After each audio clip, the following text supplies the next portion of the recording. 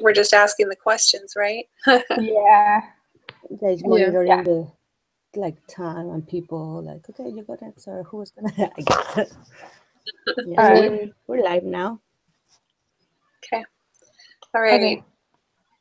So the first question is, what do you think is the greatest technological advancement in history? Oh, we have somebody else joining. Hi, Michelle.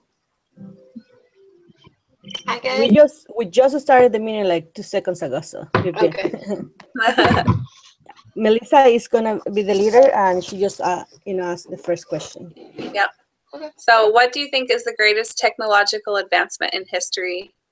I guess the internet. It's kind of hard for me to narrow it down to one thing, but because it allows anything that enhances communication, I think is a big deal. Yeah, I agree. I also wrote internet because of the communication that it has allowed with the whole world.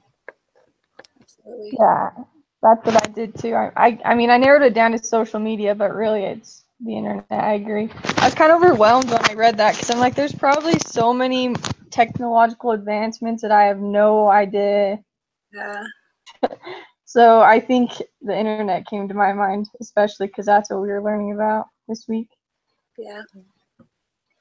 Yeah, I thought about kind of like biggest advancement in your personal life and then kind of like in general. So in personal life, I thought about communication, like FaceTime or being able to talk to people like that. But I felt like in general, some of the bigger steps have kind of been in medicine, like some of the stuff they can do now. I mean, that's just kind of where my mind went with like technology. Yeah, I hadn't thought of that. That's good. Probably my husband used to work in an ER, and he would talk about like all the cool stuff they had that would help out. So that's probably why I went that way. That's a good point, though. Oh, we have Morgan joining us. Hi, Morgan. Did someone already say internet for one? Yeah, we're just in the first question, and yeah, most of them agree with internet. Okay, well, I put that too, so. Yeah, I was thinking the smartphone. I mean, it's amazing that we can have it at our fingertips 24/7, pretty much anything we want all the time. Yeah. So before we continue, does somebody wants to volunteer to do the summary so they can start taking some points, writing some points for the 3-minute summary at the end? Somebody wants to volunteer to do that?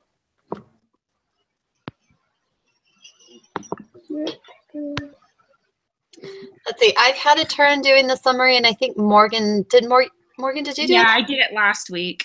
Okay. So does anybody else feel comfortable? So right now, Michelle is Melissa is doing the leader. I can do it. Do we like just say it at the end of the video, or do we like actually write it like in the? No, just you just talk about what in general the general point that we discussed. You don't have to like turn any summary written summary. Okay. Oh, perfect. Thank you, Cindy. Thanks, Julia. Says, why have we witnessed such acceleration in technology in the last days, and why do you think the Lord might be behind it? I think it helps fulfill that, like, to every nation, kindred, tongue, and people. Like, I don't know how else we would do that. Right. Mm-hmm. Yeah, I was like thinking that we're in the last dispensation, so that's why I feel that's why there is so much acceleration in a lot of stuff. Like in just the last 15 to 70 years, I would say. From like transportation, communication, medicine, like so many like advances that we see just in like such short span of time. And I think because of the last dispensation, we are like not running out of time, but we need to have a lot of things done before the end of this world. There was a quote that I really liked. It's a little long, but I really want to read it. It's from Elder Bednar from his talk to Sweep the Earth as with the flood. Anyway, so he said, the Lord is hastening his work, and it is no coincidence that these powerful communication innovations and inventions are occurring in this dispensation of the fulfillment of times. social media channels are global tools that can personally and positively impact large numbers of individuals and families. And I believe that time has come for us as disciples of Christ to use these inspired tools appropriately and more effectively to testify of God's eternal Father, his plan of happiness for his children, and his Son, Jesus Christ, as the Savior of the world, to proclaim the reality of the restoration of the gospel in the latter days and to accomplish the Lord's work. Anyway, I thought that was like a really powerful statement and like a really good answer to the question of why and like how social media is a tool to help spread the Lord's work. I just wanted to share that. That was a good one. Good. Thank you. Thank you. I think Elder Bednar's whole talk pretty much answers this. I mean, like the whole time he just talked about how like the Lord is behind it because of everything that you guys have said, like to spread the gospel. So it definitely helps with missionary work or communication. Just pretty much everything you said, that's what he mentioned. So I hadn't thought about it as the Lord like being a part of it really, but I mean, it makes sense. Like he totally is. Yeah. I know for me, some of the things that I take for granted, like having a dishwasher and a washer and a dryer and a car and all those things make it so that I have more time in my day. And I'm able to do family history. I'm able to work from home so that I can be with my kids. Like, I mean, in addition to the internet and the communication that we've already talked about, but I feel like there's a lot of advances that make it so that I'm more available to do what the Lord needs me to do. I agree. Yeah, I'm taking a family history class right now, and we just did like this whole lesson on like technology within like temple work. And so it kind of goes along with like we're advancing the gospel and the Lord's work, but we still need to focus on the people that have already left.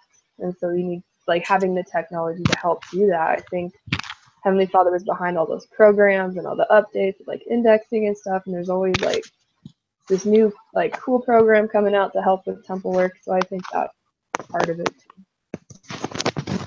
That's pretty neat. So the next question is, what might your day-to-day behavior with technology tell others about how you really feel about the purpose and blessing of technology?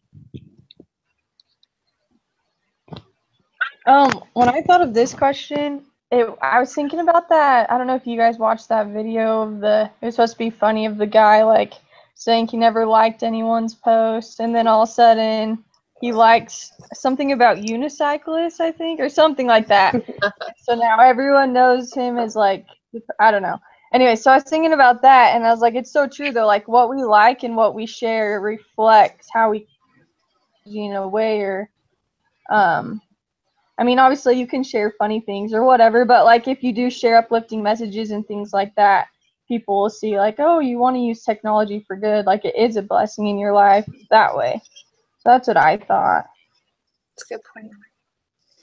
What I wrote you was that like how we use technology will like tell if we truly understand the gospel, the plan of salvation, our purpose here on earth, Jesus Christ's atonement. So like when we truly understand and apply it in our lives, then we're gonna reflect it just like Sha said, that in everything that we do, like what things are in our media social media pages, or the things that we talk with our friends and all that. So that's what I thought of like how often am I just sitting on my phone, or versus engaging with the people that are around me. Like, do I look at the social media as a tool to be used when there's not someone in front of me, or is that my main focus? And sometimes I balance that, and sometimes I don't very well. But that's what I thought of. Yeah, I kind of thought the same thing, because I, like in the back of my mind, I know technology is a blessing, but it is something you kind of take for granted when you're using it every day. But then I was like, I'm not using it to really do good with. Like, I'm not using it to do bad, but I'm getting distracted by it more than I'm using it for like a good reason. So I was like, I need to like make a mental effort to not be checking my phone like, you know, however many times a day. Like I don't even want to know how many times I check my phone every day. But I just need to make sure, like you said, balancing it out a little bit better. I found another, I'm a quote person, I love quotes. So I found another quote that applies to this question. It was by Richard G. Scott from his talk for Peace at Home. And it said, "You live in a world where technology advances occur at an astounding pace. It is difficult for many of my generation to keep up with the possibilities. Depending on how technology is used, these advances can be a blessing or a deterrent. Technology, when understood and used for righteous purposes, need not to be a threat, but rather an enhancement to spiritual communication." And then he gave an example. This kind of ties along with like the cell phone. He said, "Many of us have a personal electronic device that fits in our pocket. We are seldom without its company. We may refer to it at many times a day. Unfortunately, these devices can be a source of filth and wasted time. But used with this discipline, this technology can be a tool of protection from the worst of society." Yeah, and I was just like going along with what everyone said. We have the opportunity to do such good with technology, and it's like our job not to take that for granted, the enhancements and stuff that we have these days and how easily we can do good with it. Those were just my thoughts. Those are great. I like your quotes. I do too.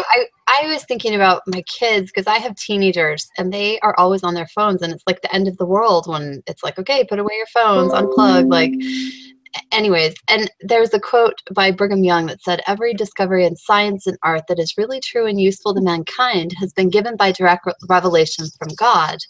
And it says we should take advantage of all these great discoveries, the accumulated wisdom of ages, and give to our children the benefit of every branch of useful knowledge to prepare them to step forward and efficiently do their part in the great work. And so I thought about this a lot this week. I don't have a lot of time to spend, just on my phone, but we had a family home evening on it because I noticed my kids waste probably 3 or 4 hours a day just browsing and posting and playing. And so we had a family home evening lesson on this about how we can be more conscious about what we're doing and not just let it be a time waster or a distraction. And my kids showed me how to make like new posts. They showed me how to post on Snapchat and Instagram. And so we made a goal to try to consciously post something daily that would brighten or uplift other people's lives. So yeah, That's cool. Me and my husband need to do a lesson on that. It's ridiculous how bad it is. Like, we'll go out to dinner and I'll look up and we're both on our phones. I'm like, this is so dumb. Like, we shouldn't have even went on a date. Anyways, so this is all good. I need this I need to remember to, I don't know. Yeah. it's hard. it's hard. Yeah. I know for me, one of the biggest challenges is my teenager texts all the time, and I can monitor what she texts and everything, but then I feel like then she's having private conversations with all these individual people, and sometimes they're not inappropriate, but they're with boys. They're very intimate. They're very personal, and then she has this other boy that she asked to go to Sadie's, and he doesn't text, but he'll come over. And just like when we're all outside as a family doing something, and he'll come and he'll chat and be involved with us, and but then he doesn't text. And really, I've realized that I prefer that because we actually get to know him. It's not private, and I didn't think about that when we first got the phone, and so that's been an issue that's come up of, are you really speaking in private? Because this is a private conversation you're now having. Are you speaking in private the same way you would in public? And so that's been interesting to think about with my teenagers. That's a good point. I feel like this younger generation that has grown up with it, they just take it for granted. It's always been there. And for me, like, this is all new. This has all happened in my lifetime. And so I feel like it's almost changing their brains. It's really just how they communicate now, a whole new language, a whole new, I don't know. It is. It kind of scares me. Even though it can be good, it's kind of scary. Yeah, it is. I'm going to do the next two questions together. What connections can you make between Elder Bednar's principles and the four wings of the dragonfly, and do they promote and reinforce each other? So the four wings of the dragonfly, if you guys don't remember, focus, grab attention, engage, and take action. So how does that go with Elder Bednar's principles? Let's see. He said, like, be authentic and consistent. Is that right? Edify Yeah. and uplift each other. Be respectful Respectful property. and wise. Be wise and diligent. That's right. The two I connected, I'm sure they all connect somehow, but the two that I connected was the authentic and consistent, and then with engage and taking action. Because Elder Bednar talked about being authentic and consistent, and I think that when you're authentic and you're consistent in posting uplifting things, you are taking action on something you believe in. And then on something and you know is true, you're empowering and you're engaging in your post. I think it's easier to feel connected when, I don't know, when you can just tell that person has a strong feeling on that. I don't know how to explain it, but that's kind of how I saw those connected. Yeah, I think Yeah. that's good. I was comparing. I was just looking at the number 4 and the number 2, the taking action and then edifying and uplift. I was thinking how like the number 4 connected. If you take action, then you need to be wise and vigilant about it. And I was thinking that these two are like directly interrelated. And if you aren't wise when taking action, your message won't be heard, or you could even offend someone. That was like how I was looking at it. And then for number 2, you can grab someone's attention and edify and uplift them at the same time. Those are like connected. And I think that you can share your expression of belief and experience or a testimony in an attention grabbing way and make it inspiring for others. And so that's how I'm connecting them, I guess. That's good. What I wrote is about that they both want us to use it in a positive way, and really making it, giving it a purpose, because we're talking about how it can be taken for granted, or especially the kids, now that they live in this era, like just use their phone to scroll and don't really may not use the technology for the purpose that we should. So I feel that both of them are giving us the real purpose that we can use it, or how we can use it in a positive way that can really see it as a blessing, that we can impact other people's lives, that we can do actions that are going to help others. So I feel that that's how they, like, the connection that I made, or between those two, that to use it wisely and give it a purpose, not just like take it for granted because we have it. That's good. Thank you.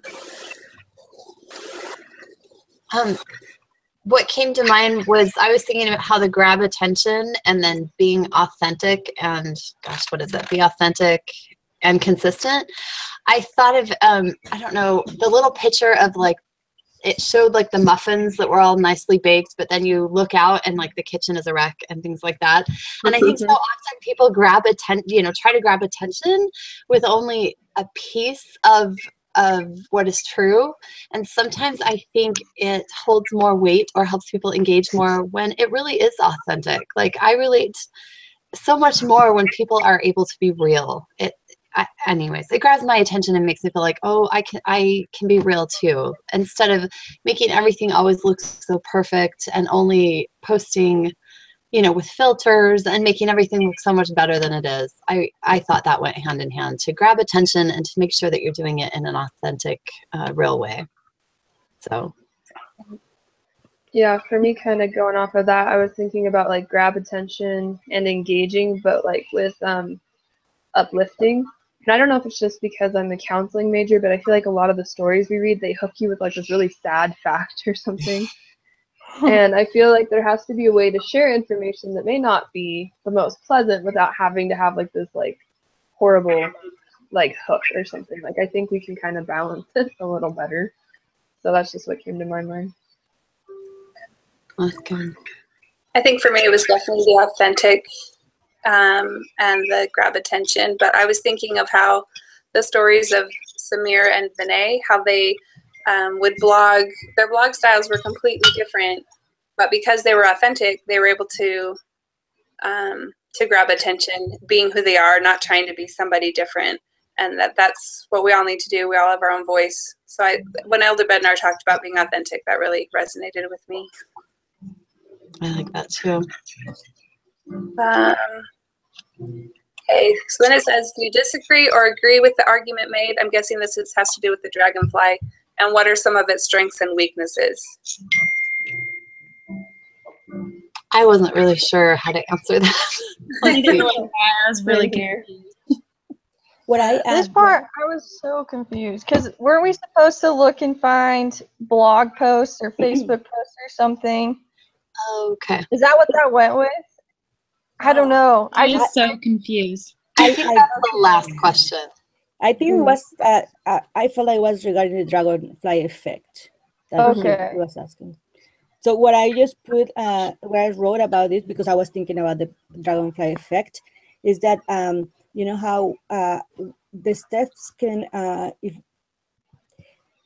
we don't like really pay attention to how we grab the attention to other people in that step, we have to be careful not to cause contention or any other like negative way to grab the attention. Like what I was thinking about the weaknesses, the weaknesses that sometimes people try to grab the attention it could be in a negative way when they're trying just to like say something to provoke contention.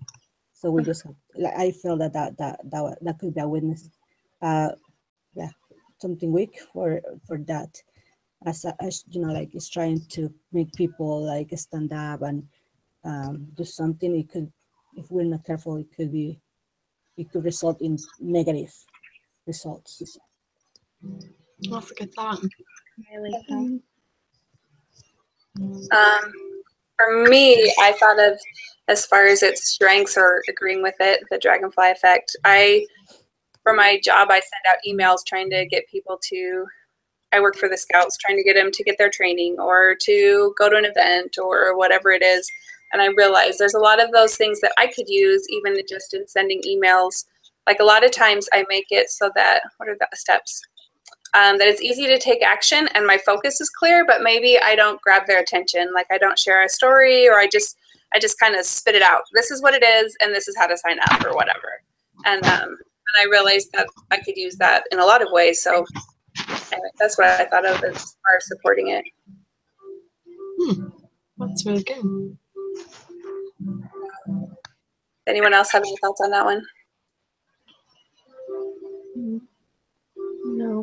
Those were all good that were said. Okay.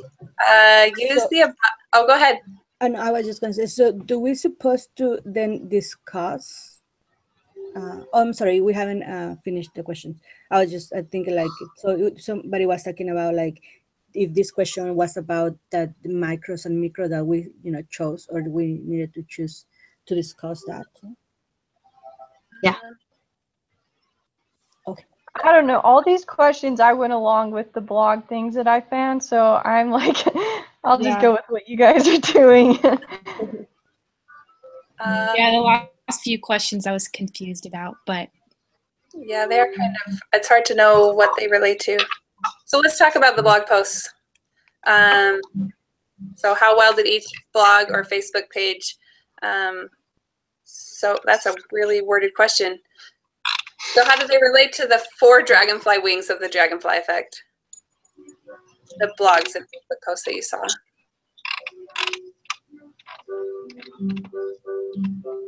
I was confused by this one too. Okay, so I did one blog post, and it was about setting healthy boundaries in a marriage.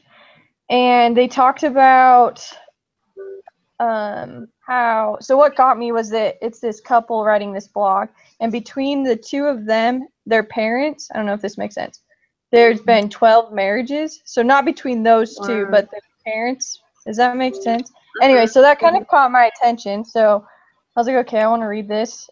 Anyway, so the blog post that I read about was setting healthy boundaries, and they went right into it. So they definitely had a focus, and it grabbed my attention because they included like the personal story of them, and then they also had statistics in it. And then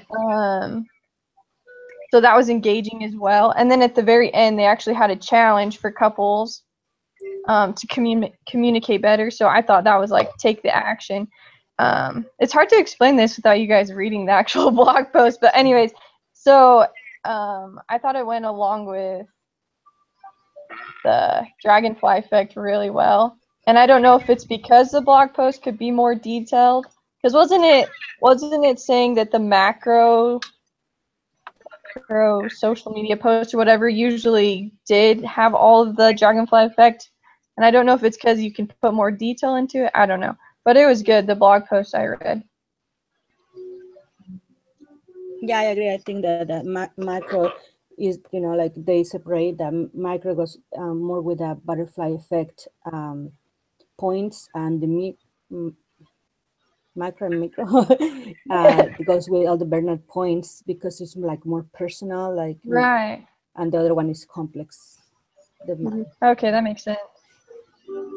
So for me, I choose like the two micros was like pages that I like. That one is for this girl that is a vegetarian, because I have always trying to get fit or eat healthy, change my healthy habits. So I have a lot of pages, but I like hers because she's not just about like healthy. She like covers a lot more. She's conscious about the environment. Using things that doesn't affect our environment. She also promotes a lot of like faith, her faith, even though she doesn't say like, oh, I'm like Methodist or LDS or I don't even know what she is, but she always like, oh, I think about God and be thankful for the things that you have in your life. So, and family values. So she's like her main focus is nutrition and healthy. But also like she gets like a lot of things on her blog that makes her fall into the dragonfly effect, and it's a possibility for me. She also calls to action. She gives you the tools for you to apply in your life and encourage you to do it, motivates people to try to change their lifestyle and all that. So for me, it was like, oh, she does fall into that. And the other one is like a mom's blog. It's the same, like this girl is just trying to be more realistic, not like the picture that we see on Facebook, perfect family, perfect recipe, perfect house, everything like, filter. But she, like said, like, sometimes we have, things that we can't, that is frustrating, or, our kids, or our chores in the house, or our work and all that. So it's, for me, it's also helpful to know that, there's people struggling out there and not just see the nice things, the perfect pictures online, but that she presents things are as they're in their life, the chaos, but also like not just presented, but things that can help us deal with those things. Sometimes we may not overcome those, or like make it like, oh, this is how you can like do it, but just like at least face them, just like go through with the struggle. Thanks for sharing that.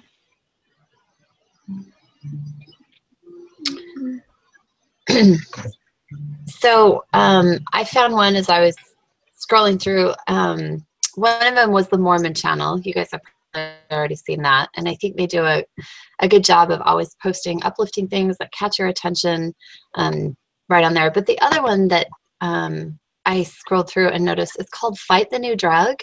And it's an anti-pornography one, and I just love it. Last semester, I had to do a paper on pornography, and the more I looked into this, I don't know, Facebook page, the more impressed I am, because I think they do all of it really well. They focus on a single concrete goal of helping bring awareness to the harmful effects of pornography, and they grab attention by posting, have real life people, wearing the t-shirts or sharing their stories or doing cool things and showing, putting it out there. And I feel like that helps people engage. They really do a good job at fostering a personal connection through that. And I feel like they do a good job of taking action, because it links to all these different sites where there's a Fortify program to help you, people who are addicted, and you can buy the t-shirts, you can, anyways, just different ways that you can get involved on a small level or a big level that empowers people. And so I thought that was a really awesome Facebook page that did a good job with all of those. That is a good one. I've seen that before, and I think one of their best things is just their name, right? Fight the new drugs. So everybody knows the drugs are bad, so then you want to go, well, what's the new drug? And it automatically puts pornography in the same category as drugs then when you look it up. And I think that's a really good marketing tool, and it's really effective in a very positive way. Yeah, and I love how they teach you how it affects your brain, just like a drug. They go through and break it down, just the whole science behind it, which is so nice, because now it's not just a moral issue, it's actually a scientifically proven problem, which I feel like gets people's attention rather than just the Bible says it's bad,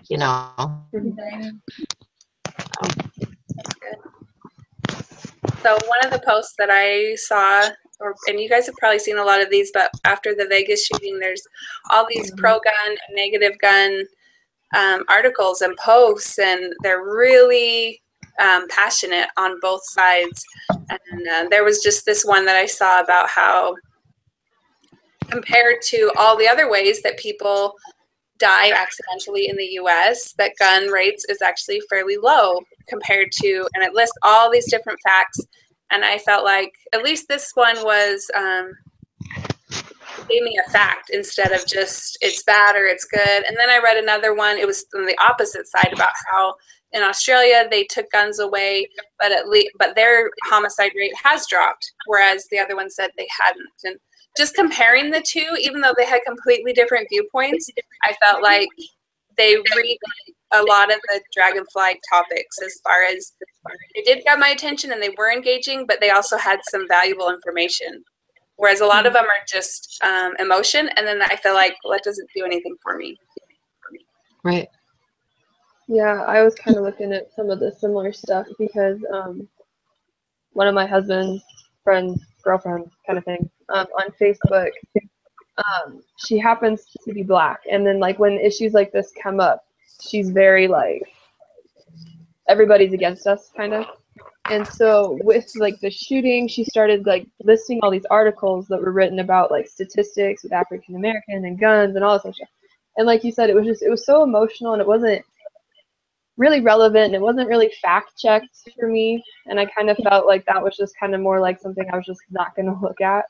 Whereas there are articles that are sharing more statistics on mental health and gun availability, and it is kind of hard with all the politics, but I felt like it's hard to get informed, I feel like, because I don't watch the news, but I want to know what's going on without all the bias. So it's a little hard to kind of find those articles, but I managed to find a few that I felt were more like the Dragonfly, where it engaged, and it helped me feel like I knew what was going on and I wanted to take action, kind of. But other than that, yeah. That's good. Does anyone else have any comments on that, on articles or blogs they read?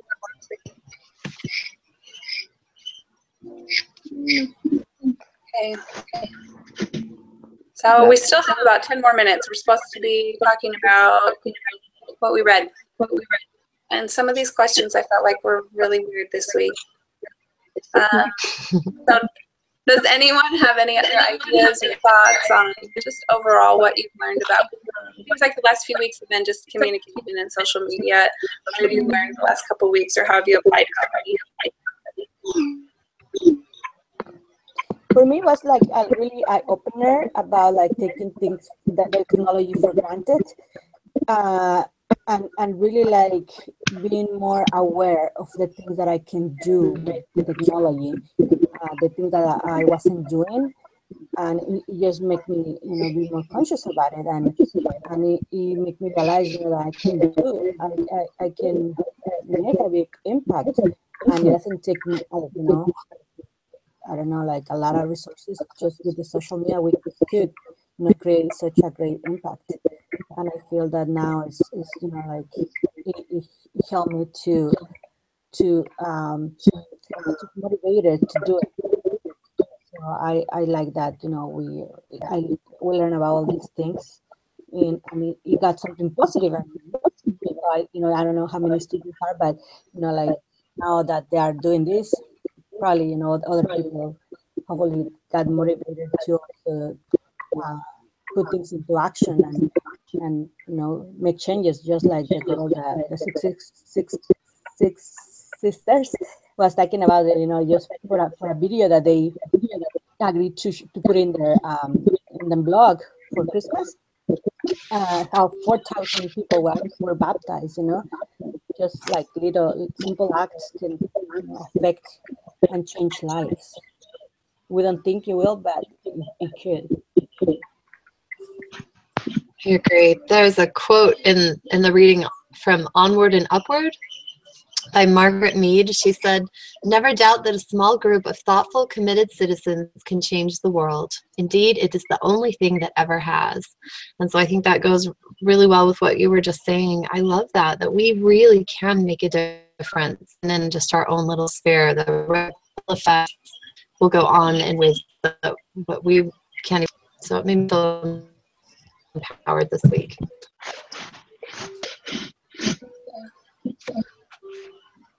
I'm kind of along the same lines when they talked about the ripple effect, and they were talking about the big rocks versus the small rocks, and it made me think of that as I'm more sincere and talk about bigger issues, that it can be those big rocks that cause the larger ripples. And I tend to be more of a private person. I really don't post a lot, especially personal things. But I realized I probably need to put myself out there a little more and share some of those big rock things. I mean, we're learning a lot in this class. There's a lot of information that I can share.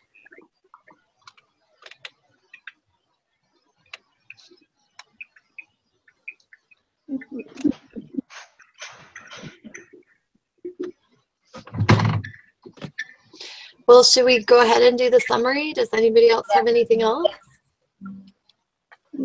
I'll add real quick. Sorry, I was trying to find this quote that's going along with all you guys. It was in the Onward article that we were talking about, and it said, "The fear of failure is worse than the failure itself." So with everything that you guys were just saying, like the small things like can make a huge impact, but we can't be scared to post it or say something or express our feelings. Does that make, I don't know. Anyways, I really like that quote, so that is all. That was a good one. I like that. All right. So this summary, most of us agreed that the greatest advancement is just the internet. Whether it's talking to people or sharing things or school. I mean, it's just kind of all encompassing. The Lord is behind technology to advance the gospel and to share it all over the world and to do temple work, and basically just follow Elder Benhar's talk. We could just copy that. And then we all kind of agreed about the blessing of technology, where maybe we don't think of it as a blessing so much, and so we're learning to be better at using it for that, sharing uplifting things and balancing like the good and bad, because it is easy to be distracted by it and get caught up in things. And then when we were comparing Bednar and then the butterfly effect, for the most part, we agreed that they play off of each other, and that we just need to learn to share information in a meaningful and effective way, because our words have purpose, and we want to make sure we're saying the right things in the right way. And then when we talked about like the articles we read or the blogs we read and kind of comparing it to the dragon flag. For the most part, they followed it. There were a couple of negative attention grabbers, and like Julia was saying, we want to try to avoid being provoked or provoking others. And but for the most part, they were effective articles. Good job. Yeah. Thank you. Okay, I guess that's it for today. Yeah. I'll be Thank posting you guys so that. much. I guess we meet next week, same time. I somebody else wants to set up and change roles, doing the different things. You're welcome. Thank you. Oh. Have a nice You too. Thank you.